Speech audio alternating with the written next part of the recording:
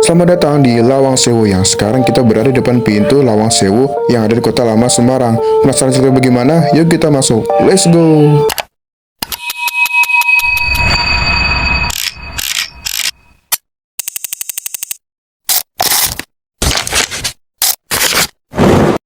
Lawang Sewu berada di pusat kota Semarang, tepatnya di kawasan Tugu Muda, Jalan Pemuda nomor 160. Lokasinya sangat mudah ditemukan karena bangunan bersejarah dengan pintu-pintu megah ini langsung terlihat dari area Tugu Muda.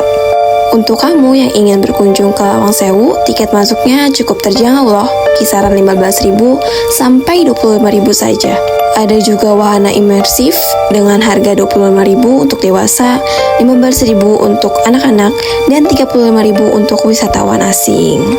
Buat kamu yang suka tantangan, tersedia eksplorasi area bawah tanah dengan tiket 35.000 di weekday dan 50.000 saat weekend. Semua tiket bisa kalian beli langsung di lokasi, jadi kamu tinggal datang dan menikmati pengalaman bersejarah di Lawang Sewu.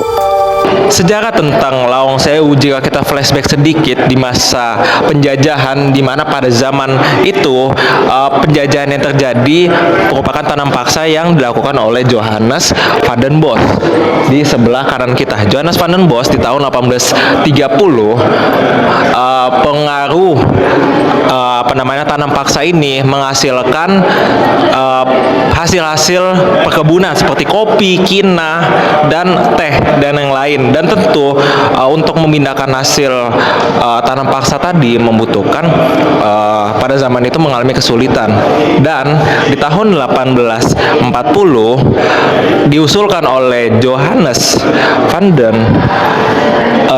den Wyck untuk mengusulkan gagasan perkeretaapian yang ada di Indonesia. Kemudian di tahun 1862 pemerintah Belanda ini mengeluarkan konsensi di mana untuk membangun dari Nederland Indies NSM ini untuk membangun jalur perkeretaapian yang rutenya itu dari Semarang ke Surakarta, kemudian ke Yogyakarta, termasuk ke daerah Vorden-Landen yang kaya akan produksi seperti kayu, kopi, dan juga tembakau.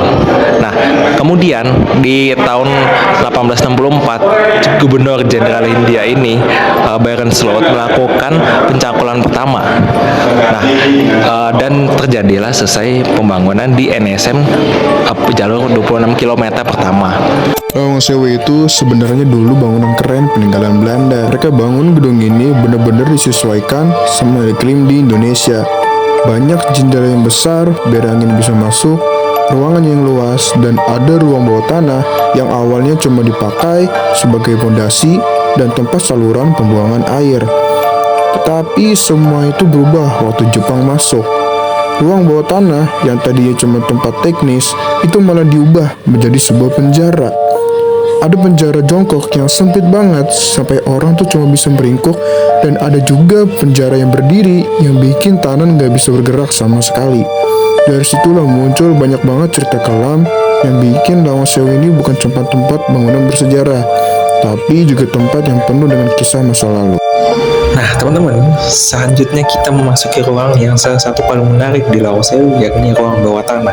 Ruang bawah tanah di Lawang Sewu memiliki tiket masuk terpisah dari Lawang Sewu berjumlah 35.000 per orang saat diskon dan 50.000 saat tidak diskon.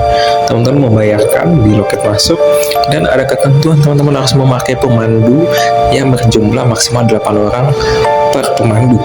Dan teman-teman juga diwajibkan untuk memakai alat pelindung diri seperti helm, vest, dan juga sepatu boot.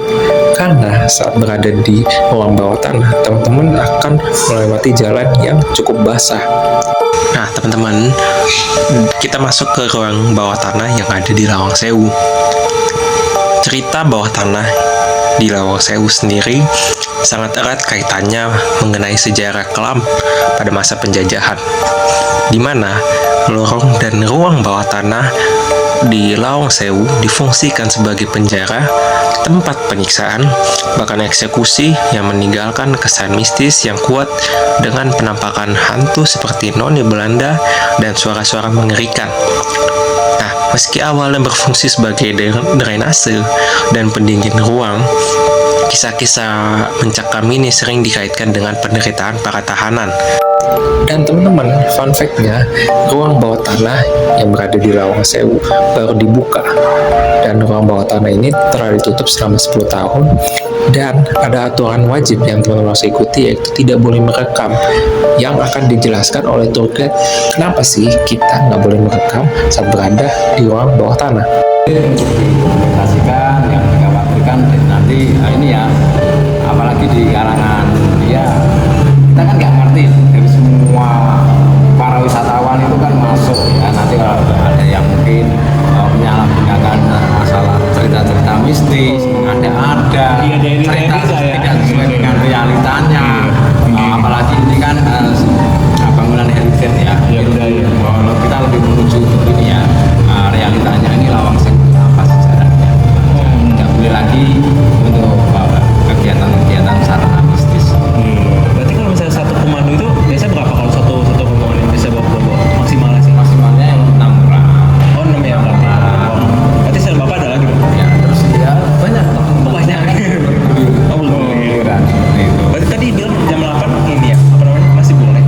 Yang tadi jam 8 Kan buka Lawang Sewu jam 8 tutup jam 4. itu masih boleh pas 8 malam tuh Tapi boleh. tadi kata pemandu yang awal bisa ada tour midnight jam 12. Gimana? Ada tour tengah malam. Oh itu naik tour beda Naik lagi. tour. Oh, beda lagi. Naik tour beda lagi. Naik tour beda.